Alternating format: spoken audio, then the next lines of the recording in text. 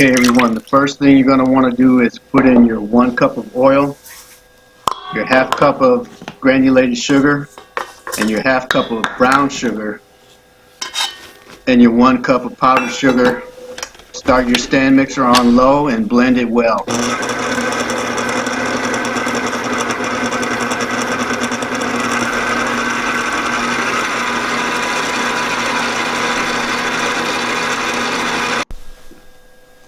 Next, add your 1 cup of softened butter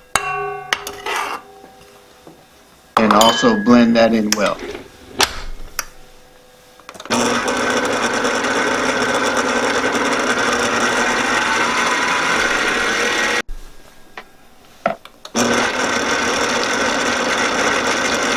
Next, add your almond extract, 1½ teaspoons, and your 2 eggs, and blend those well.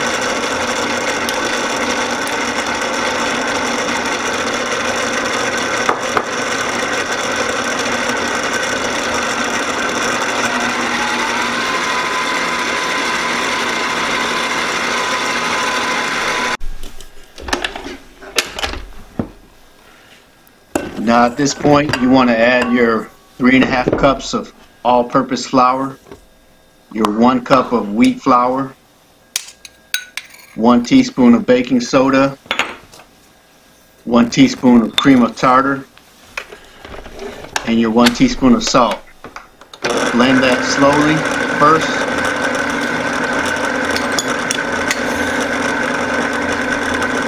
Then increase your speed to about a medium speed for about 2 minutes.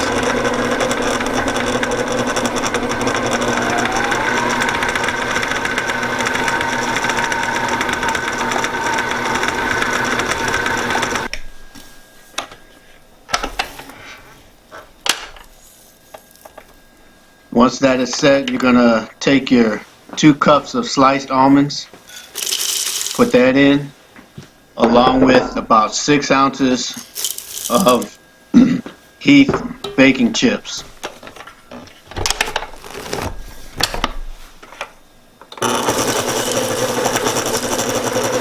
Just turn your mixer on slow and blend it slowly just for about a minute. What you want to do now is take this off the mixer, cover it with some plastic wrap, and store it in the refrigerator for about half an hour. And once your cookie dough is chilled for about a half an hour, it'll be easier to work with.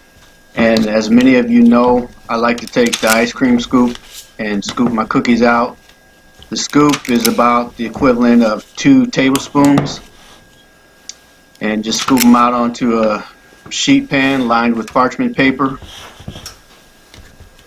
And then what you can do is, it's optional, you can get a fork, get it wet, and take a bowl of sugar and dip the fork in it, and you can put the hash marks on top, press them down, that's optional.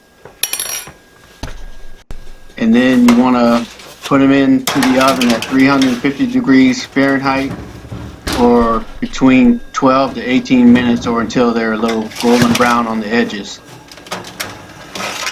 And as you can see here, my first check on them, they weren't quite golden brown enough, so I put them back in the oven for a couple more minutes.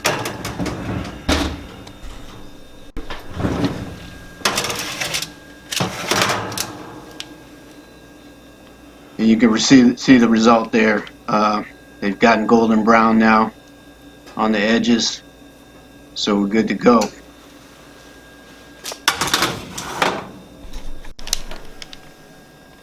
And this is just to give you another shot of them. Just pan across them with the camera so you can see how they look when they're done.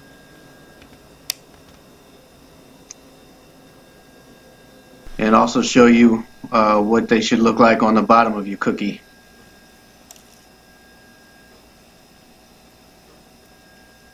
And that's it, folks.